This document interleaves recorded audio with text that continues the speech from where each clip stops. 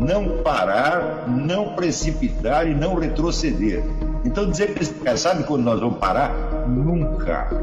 Nunca na sua porca vida, né?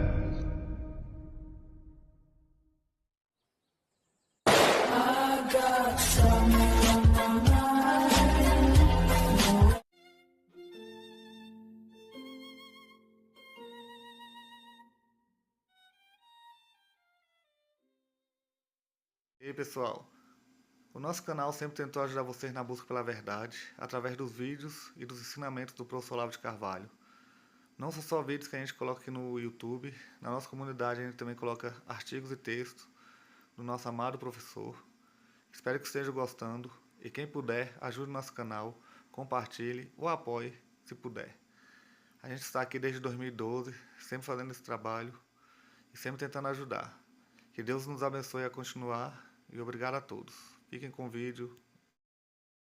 Bom, aqui o Wellington Camargo dos Santos pergunta: se eu poderia dar brevemente dicas práticas de como ler bem um romance e indicar obras que deem boas orientações? Olha, não existe evidentemente uma técnica definitiva para isso, mas é claro que você compreender qual é o gênero no qual você está te metendo é uma coisa, ajuda muito, e nesse sentido existem alguns livros que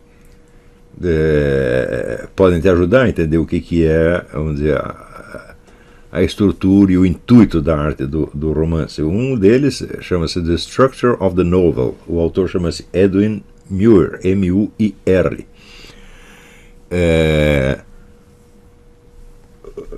Um outro livro bom nesse sentido é Understanding Fiction. O autor chama-se... São dois autores, Clint Brooks, Clint escreve C-L-E-A-N-T-H, Brooks, e Robert Penn Warren. Robert Penn Warren é um grande romancista americano, os dois escreveram esse livro em parceria. E existe um outro livro que não é sobre a arte da ficção em especial, mas sobre a literatura em geral, e que é um livro difícil de ler, mas é de uma utilidade extraordinária, que é do filósofo polonês Roman Ingarden, I-N-G-A-R-D-E-N, que é um discípulo de Husserl, chama-se Obra de Arte Literária. Existe uma tradução portuguesa pela Fundação Calouste Gulbenkian. Aliás, falando em tradução, o livro que eu mencionei na primeira parte, O Anti-Intelectualismo nos Estados Unidos, do Richard Hofstadter, tem uma tradução brasileira já antiga, talvez vocês encontrem em sebo, publicada pela editora Civilização Brasileira. E alguém aí colocou um link no chat para um PDF do livro em inglês, no original em inglês. Não deixem de ler, e aqueles que eventualmente ficaram brabinhos do que eu falei das igrejas evangélicas, leiam os capítulos 3 e 4, porque isto já é um fenômeno amplamente documentado na história americana, é um dos fatores constantes, vamos dizer, da cultura americana, este anti-intelectualismo evangélico. Isso é um fenômeno típico dos Estados Unidos. Você não vai encontrar isso na igreja protestante alemã ou holandesa, de fato não tem isso. Mas aqui, por causa da influência dos puritanos, que saíram na Inglaterra, né, perseguidos pela igreja reformada, não pela igreja católica, né, então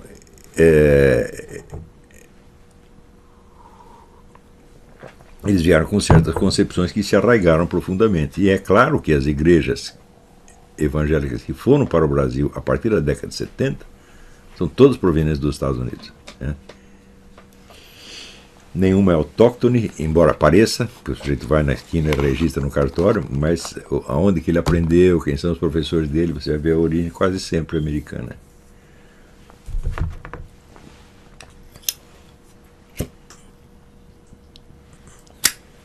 Não adianta ficar brabinho, né? Se você não tem amor à verdade, você não tem amor nenhum a Deus. É zero, zero, zero, zero. Se você, qualquer coisa que fere a sensibilidade do seu grupo, você já reage com 4 pedras na mão, você não tem o Espírito da verdade, né? E o Espírito Santo passa longe de você, né? Então, primeiro nós temos que saber a verdade. Sobretudo, o que é a confissão? É você saber as piores verdades sobre você mesmo, não é isso? Você fazer uma confissão é muito fácil se você faz só a listinha dos pecados. Né? Comi empregada, né? recebiam dinheiro do petrolão e assim por diante. Mas isto é realmente um exame de consciência, né?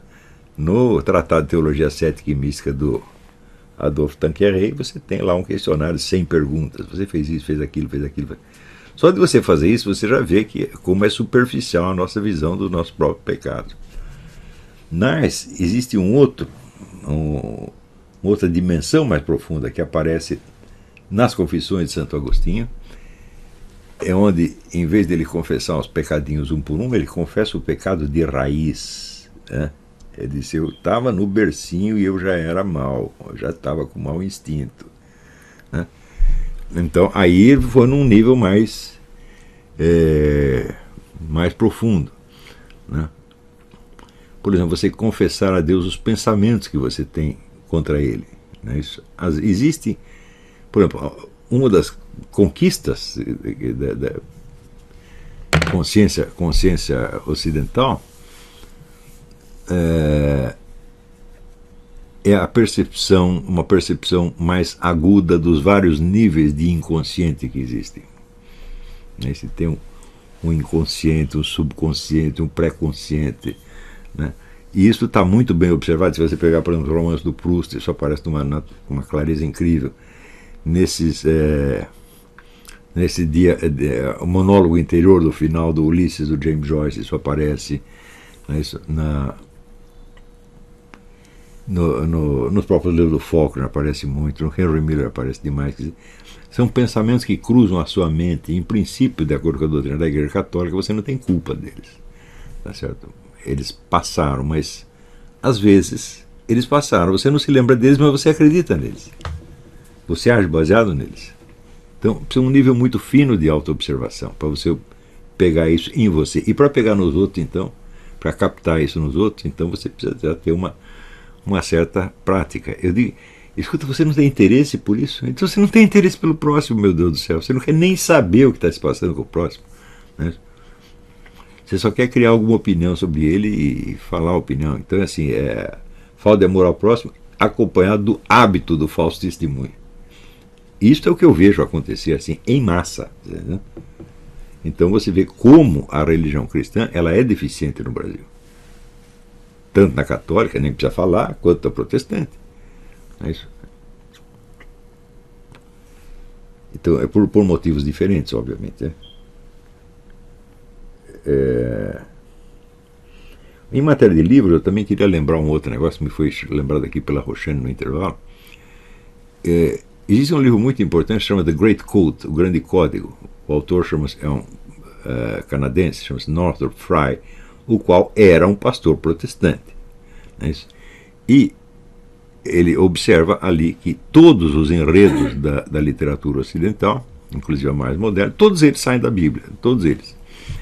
Então isso significa o seguinte: o desenvolvimento da literatura de ficção, teatro, romance, conto, etc., no Ocidente, ela é uma amostra do processo que o Eric Voegelin chama descompactação dos símbolos. Quer dizer que certas verdades que chegam ao ser humano, às vezes por revelação divina, de uma maneira tremendamente compacta e com uma tremenda força simbólica, tem que ser descompactado para você saber do que eles estão falando. Porque um símbolo não é uma afirmação explícita. Um símbolo tem várias afirmações possíveis dentro dela. Ou como diz a Suzanne Langer, o símbolo é a matriz de intelecções. Dessas intelecções, algumas são verdadeiras, outras são falsas. E elas todas se articulam de algum modo. Então você precisa ir descompactando para você ter uma consciência clara daquilo. E a literatura de ficção, então, são enredos que estão compactamente dados na Bíblia, que são descompactados e desenvolvidos de modo que você possa reconhecê-los na vida concreta, né? Todo mundo, é claro, que lê a Bíblia depois gosta de interpretar os acontecimentos à luz da Bíblia, mas você tem certeza que está usando o símbolo certo, sempre está interpretando corretamente? Se você não tem esta percepção, esta consciência mais desenvolvida, as suas interpretações simbólicas não valerão nada, absolutamente nada, mesmo porque 90% delas são usadas apenas como um instrumento de autodefesa e para você se sentir superior ao próximo. Não é um impulso de compreensão verdadeira, né?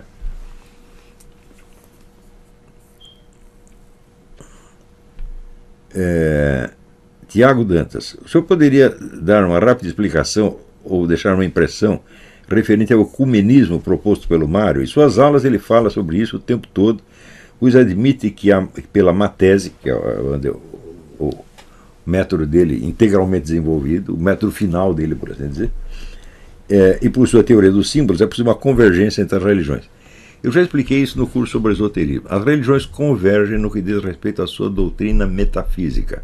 O que é a doutrina metafísica? É a descrição da estrutura do real, incluindo assim, a possibilidade universal, as suas vários níveis de manifestação, as várias esferas de possibilidade. Nesse sentido, todas elas convergem, o que significa que existe uma metafísica normal da humanidade, tanto é normal que é compartilhada por todas as religiões. Só que a metafísica é só a estrutura da realidade, ela não tem nada a ver com a salvação da alma. Não é um caminho de salvação. Só os mistérios menores, né? Não, porque metafísica já tem algo a ver com a eternidade, etc. Alguém perguntou se são os mistérios menores, né? Não necessariamente, já entra no terreno dos mistérios maiores, mas apenas em modo, vamos dizer, puramente teorético, puramente cognitivo. Tá certo? E isso não pode levar ao conhecimento daquilo que o próprio Deus nos trouxe por revelação. Está entendendo? Então, a revelação é algo que vai além dessa metafísica. Quer dizer, as religiões, existe um núcleo metafísico que é igual em todas as religiões. E tem um outro negócio que é especial de alguma delas. Especialmente se você falar caminho de salvação, só o cristianismo tem. Os outros não são isso, são outra coisa completamente diferente. Por exemplo, se você pegar o Islã, o que é o Islã? O Islã é a construção de uma sociedade sacra. Não um código civil, por assim dizer. Digamos, se você acredita, se você é um muçulmano, crente, então é o código civil divino. Pode acreditar nisso, mas caminho de salvação não é.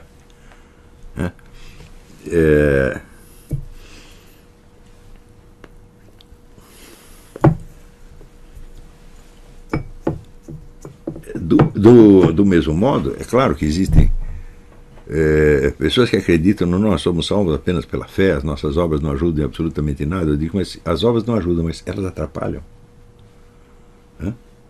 Você pode ser punido pelos seus pecados ou não. Se as suas boas obras não têm mérito, os seus pecados também não têm culpa. Então você é salvo ou condenado por um mistério divino insondável. Tá certo?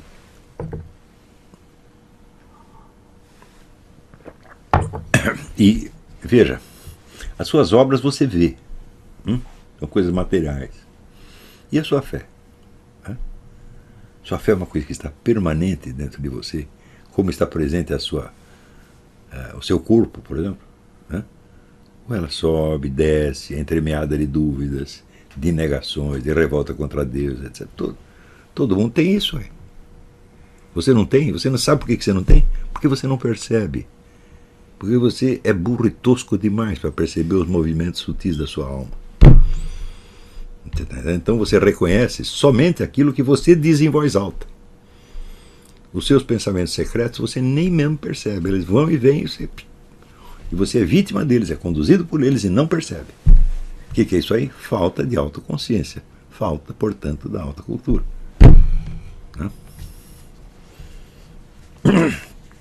Então, a maioria das pessoas que no Brasil estão fazendo pregações religiosas, católicas ou protestantes, são pessoas toscas nesse sentido, gente. Que, na verdade, não é que elas não podem ensinar religião, elas não podem ensinar nada. São pessoas que têm um desenvolvimento de consciência grosseiro, infantil, está entendendo? E baseado no auto-engano.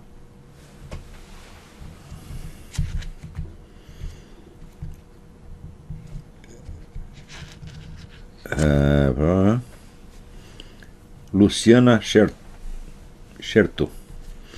Tenho 54 anos e ainda vivi numa sociedade remotamente saudável. Assusta-me a velocidade com que o caos se instaurou. Seu prognóstico de 20 anos, até que uma nova nata intelectual amenize as consequências do presente, me parece realista, porém assustadora. Temos 20 anos? Eu não sei. Quem vai decidir isso é Deus. O que nós temos que fazer é o que nós temos que fazer. Se nós temos que fazer o que é certo. Se vai dar certo, é Deus que decide, não é nós.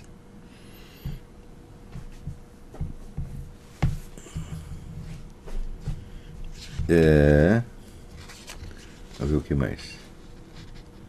Eu estava falando desse negócio do ecumenismo, vamos voltar um pouco lá. E o Mário acreditou nesse negócio do ecumenismo, que é a mesma coisa, no fundo, é a mesma coisa que a unidade transcendente das religiões do Fritjof Schromm, com a diferença de que o Fritjof Schromm só explica nos termos do simbolismo, ao passo que o Mário realmente criou uma metodologia que ele chamava, vamos dizer, de uma metalinguagem de todas as ciências, que é justamente a matese, partindo do estudo dos números no pitagorismo. Ele fez um negócio absolutamente monumental. E eu acho que esse método dele vai muito além do que o Fritjof Schromm explicou ou pretendeu explicar. Tá certo? Ele realmente dá uma base lógica muito firme para tudo isso. Mas nós não estamos falando de religião, estamos falando de metafísica apenas. Né?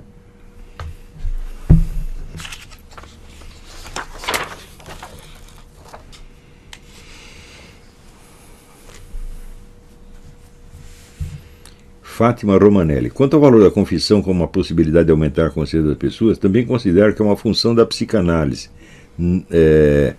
que só se realiza quando, na relação terapêutica, o desvendar da raiz do mal-estar traz alívio. Segundo o próprio Freud, é preciso recordar, repetir para só então elaborar. Bom, mas é tal negócio. A psicanálise teve pelo menos este mérito, né, de mostrar que as pessoas não sabem contar a sua própria história, que existem blocos inteiros de memória que estão ali soterrado, e que enquanto você não desenterrar, eles vão continuar se expressando, vamos dizer, por condutas ritualísticas de tipo compulsivo, ou por neurose, etc. Isso acontece mesmo. Né? Agora, a interpretação específica que o Freud dava para isso, que é um negócio, vamos dizer, da energia sexual, por assim dizer, em luta consigo mesmo, eu acho que isso está errado. Mas a ideia mesmo da anamnese, retorno ao princípio, a formação, a história da consciência, isso é uma coisa básica. Você sabe quem ajudou? Isso, por exemplo, eu tenho o maior desprezo pelo John Locke, mas o John Locke foi o cara que primeiro falou isso claramente, a ideia de uma história da consciência, quer dizer, uma que seria chamada de uma psicologia evolutiva, né? Então, se você desconhece a história da sua consciência, você nunca mais vai entender a história da consciência dos outros. Se você não quer saber isso, você não quer estudar isso, então você não quer entender o próximo, meu Deus do céu. Né?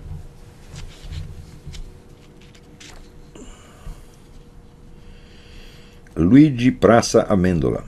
Sua aula está muito boa, obrigado. Nesse panorama, como fica a situação de um aluno seu que, como eu, sonha ser historiador? Quais são as dificuldades específicas com que deve se confrontar um verdadeiro historiador nessas circunstâncias? Bom, eu acho que a primeira coisa, você tem que dominar as técnicas narrativas. Né? E note bem, técnica narrativa não é a técnica de você escrever uma história, é a técnica de você conscientizá-la, né? É a técnica de você perceber na sua interioridade como foi o encadeamento efetivo dos fatos. Isso é uma coisa extraordinariamente difícil de fazer. Então, veja, não se trata...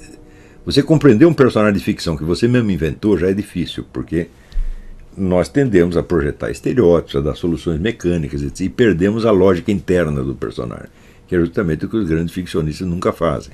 Eles nunca fazem dos seus personagens instrumentos das suas ideias.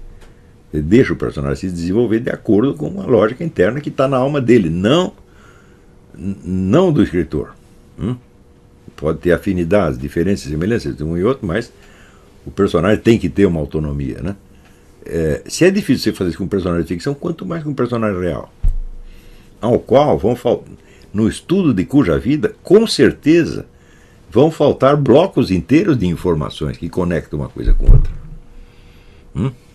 É por isso, por exemplo, uma boa biografia, eu considero que a biografia é o gênero historiográfico supremo, o mais difícil no fim das contas. Não é isso? Quando você está fazendo a história de uma sociedade, bom, você salta pedaços inteiros da conexão causal, porque você não tem conhecimento e ninguém tem, então você vai meio no chute. Mas numa biografia você tenta se aproximar ao máximo possível do que seria a história real daquela consciência. Não é isso? Então, se você mantiver isto claramente diante dos seus olhos, né, e ver que a compreensão de um processo histórico, de uma vida alheia, é um exercício espiritual da mais alta importância e ao qual nós devemos dedicar o melhor de nós. Tá certo? Antes de escrever qualquer coisa, antes de escrever sobre uma vida, você tentar compreendê-la, como se compreende um ser humano real, não um estereótipo na sua cabeça, não, aspas, personagem histórico. Ó. Seja Napoleão Bonaparte ou Júlio César, né?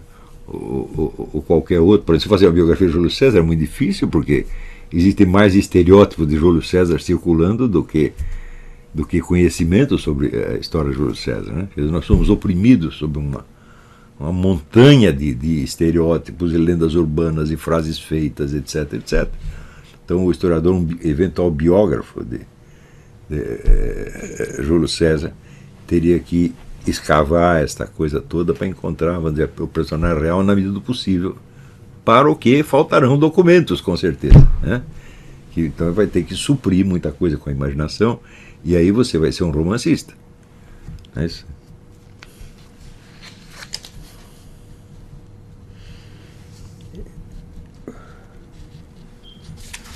Vamos ver o que mais.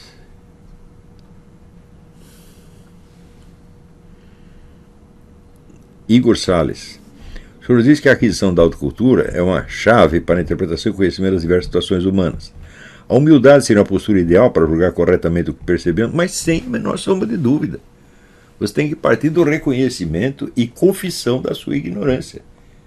Sobretudo, vamos dizer, quando você está lidando com um personagem, história de grande envergadura, você tem que começar por reconhecer, falar, olha, este cara é muito maior do que eu, ele percebe coisas que eu não percebo, ele sabe o que eu não sei, ele pensa no que eu não penso, tá certo?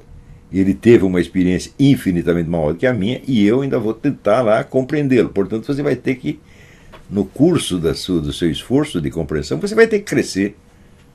Procurei fazer uma biografia de Napoleão Bonaparte, outro dia mesmo, eu li Andrew Roberts, né? E duas biografias que eu gosto sobre Napoleão, a do Dmitry Merezhkovsky e a do Andrew Roberts. As duas são ótimas, escritas desde o ponto de vista de diferentes. Mas você vê que coisa interessante. Léon Blois, que é um escritor católico formidável, um pouco louco, mas sempre genial, ele via Napoleão Bonaparte como um santo.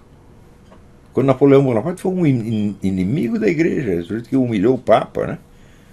E foi excomungado, etc, etc. Eles dizem, não, vocês estão todos enganados, tem um toque de santidade no cara. E até isso é possível. Né? Então, quando você vê a extensão das visões conflitantes que existem sobre um único personagem, bom, se isto não convidar você à humildade, é porque você tem o pecado da soberba incurável. Né? Você lê o Andrew Roberts, lê o Merezhkovsky, né? E o Léon Blois falou, olha, eu realmente não entendo esse Napoleão.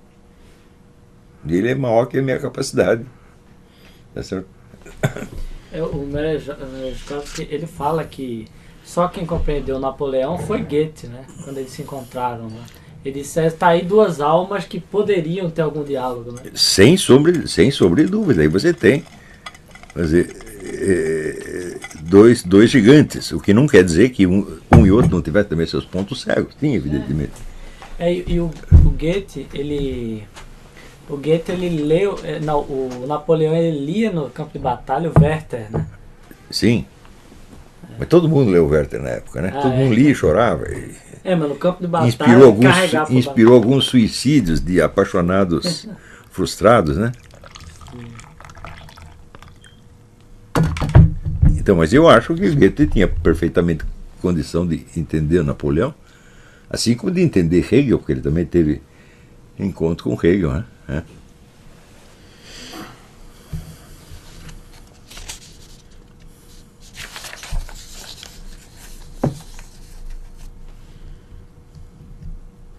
Vitor Antônio Rosa dos Santos.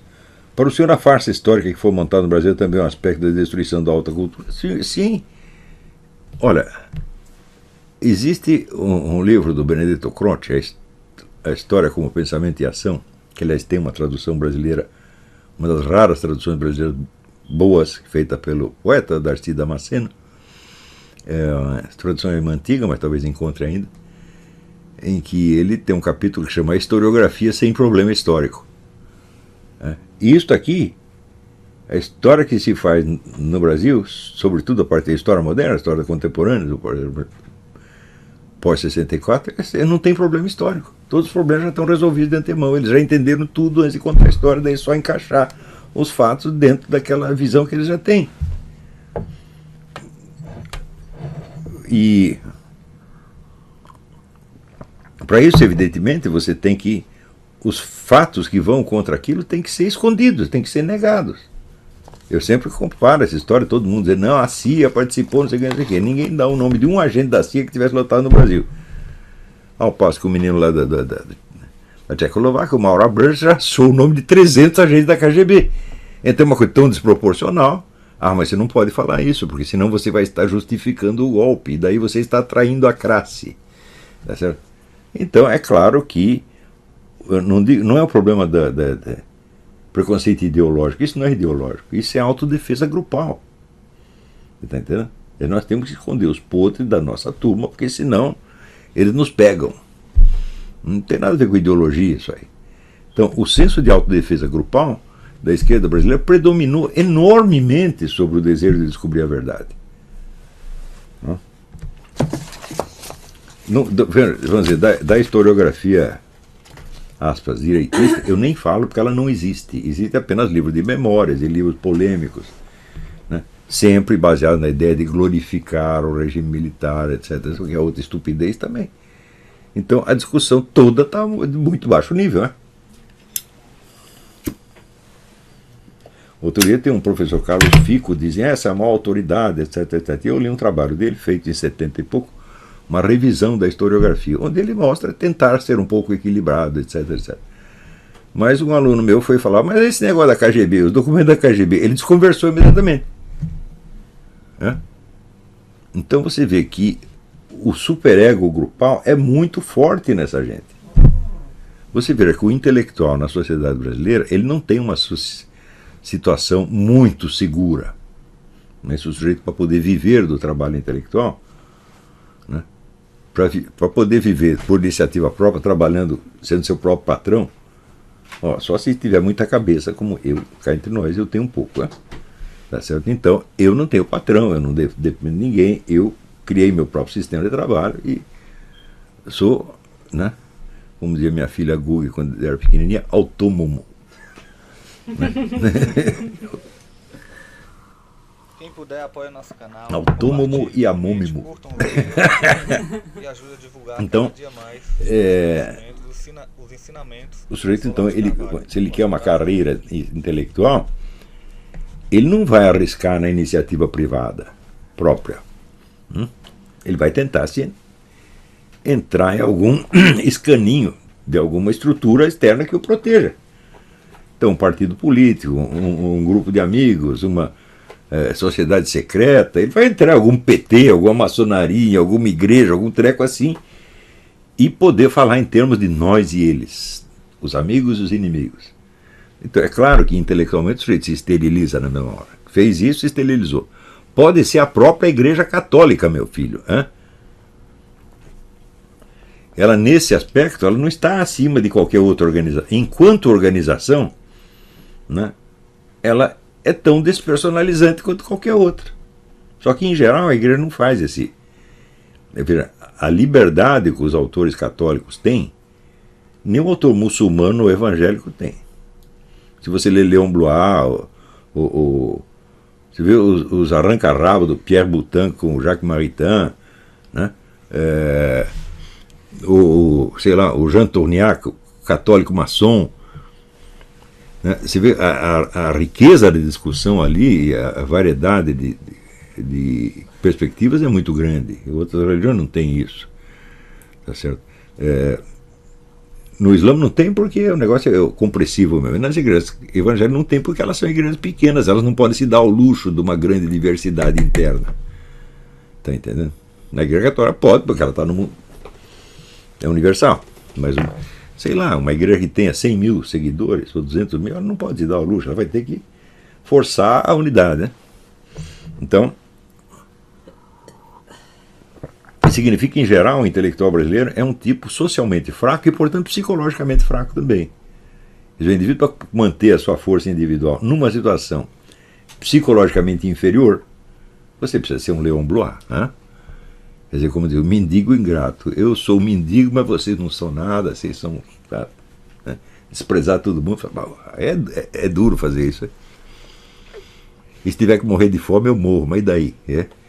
Pouquíssimas pessoas conseguem fazer isso. Em geral, né? O indivíduo precisa de um suporte social para a sua estrutura de personalidade. E na hora que ele busca isso, o suporte social tem um preço. O preço é você só pensar igualzinho os amigos. Bom, eu acho que por hoje é só. Tá bom?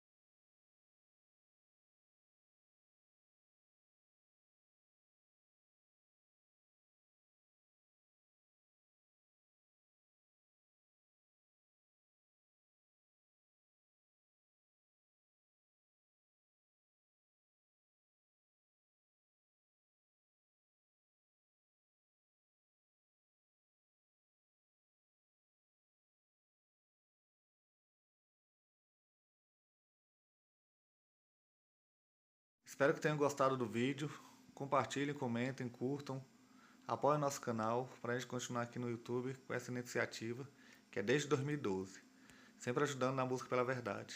Sempre busquem a verdade, busquem nosso Senhor Jesus Cristo, busquem a Deus. Forte abraço a todos e até a próxima. Não parar, não precipitar e não retroceder. Então dizer para esse cara, sabe quando nós vamos parar? Nunca. Nunca na sua porca vida. Não parar, não precipitar e não retroceder. Então dizer para esse cara, sabe quando nós vamos parar? Nunca. Nunca na sua porca vida. Não parar, não precipitar e não retroceder. Então dizer para esse cara, sabe quando nós vamos parar? Nunca. Nunca na sua porca vida.